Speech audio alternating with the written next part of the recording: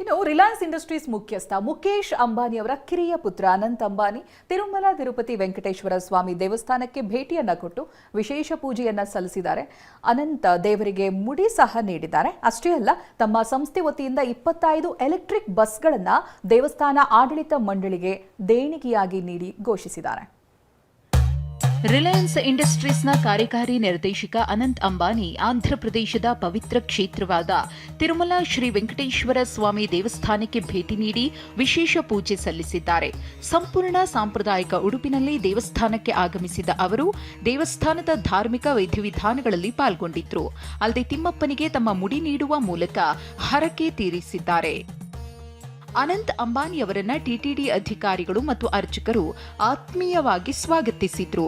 ರಂಗನಾಯಕುಲ ಮಂಟಪದಲ್ಲಿ ಅವರಿಗೆ ವೇದ ಮಂತ್ರಗಳ ಮೂಲಕ ಆಶೀರ್ವಾದ ನೀಡಿ ತೀರ್ಥ ಪ್ರಸಾದ ಹಾಗೂ ದೇವರ ಪವಿತ್ರ ಶೇಷ ವಸ್ತ್ರವನ್ನ ನೀಡಿ ಗೌರವಿಸಲಾಯಿತು.